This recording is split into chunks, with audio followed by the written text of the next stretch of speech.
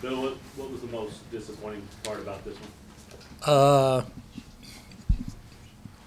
well, there was a lot. I'd say our inability to guard their two guards. I would say our lack of patience when they didn't guard us.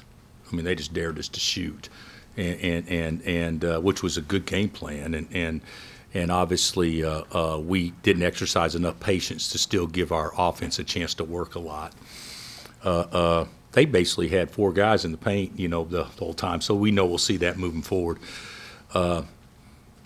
I actually thought we came out of halftime and were pretty good there for a stretch, and I thought we did some good things considering we weren't very good and they were really good. I thought we could have put some real game pressure on them, and we just never did that. That was disappointing. Why didn't that intensity after halftime persist through Creighton's timeout and onward in the second half? Why didn't it? Yeah. Have you ever played ball before? Sometimes it's hard to keep that type of intensity up for the whole time because the other team makes shots. There's things that happen to disrupt that intensity. But if I'm not mistaken, we cut it to 3 and had I think we may have missed a shot to cut it to 1 or tie it. And then they made a couple of shots when we actually defended them decent. And then I thought, obviously Zeke got fouled on the one play, and that turned out to be a 7-point swing, which was a pretty big play. Coach, what did you think of the team's just energy and attitude on defense tonight? Us? Yes. I don't think it was because we didn't try. I think it was more we probably weren't as turned up as we need to be turned up. I thought our ball screen defense in the first half was pretty good. We just couldn't guard the ball.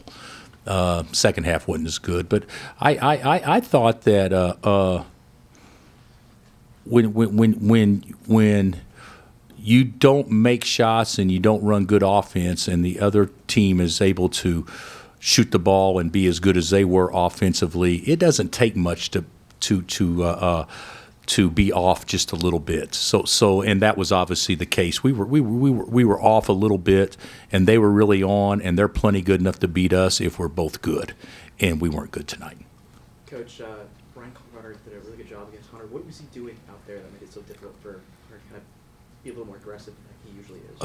He did do a good job, Yeah. but let's call it like it is. I mean, we got to figure out a way to get the ball to him whenever they got four guys in the paint, too. So there was a reason why he didn't get as many touches, too. We got to do a better job of feeding him the ball. What do you make of DeJuan's 21 shot? Is that part of that? I actually thought that was good. Yeah. Moving forward, I'm okay with that. They play drop coverage on their ball screen, so you knew that we thought we could get our guards to 5 or 6 feet, and we were going to have to make some of those shots.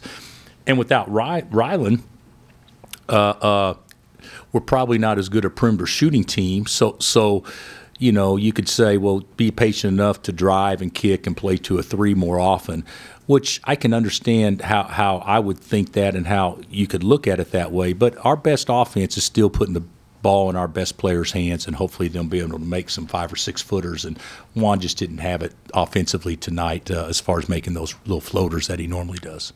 How much of a factor was Isaacs and Ashworth, just their quickness? They wore us out. I mean, let's just call it. I mean, Pops was great, and we know Pops going back since he was freaking 5 years old. Known his dad forever, and coached against him the last 2 years at Tech.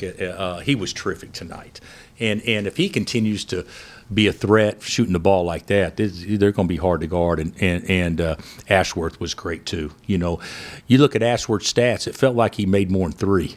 Because the 3 he made are 3 that you'll remember because he shot it. They would have been 4-point plays if you were playing, some of these goofy rules that they play sometimes, 3-on-3 or whatever. But those 2 guys were the 2 best players in the game.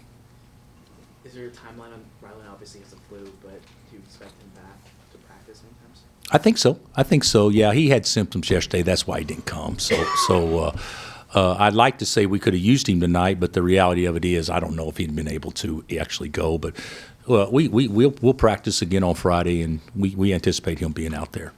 Creighton seemed to win the loose ball battle tonight, the rebounding battle. How did that play a big role in just I- getting them a second chance? I think in order for us to be a really good team, you got to get 70% of the 50-50 balls. And I bet you Creighton got 70% of the 50-50 balls tonight. So when you look at that out of 10, that's 4 extra possessions that we need to count on that may have been 4 extra possessions that went the other way. So, yeah, they were really good. The telltale play was in the first half when Juan made 3 great efforts on one play and everybody else watched him make those efforts. So I thought that was a telltale play with what you're talking about.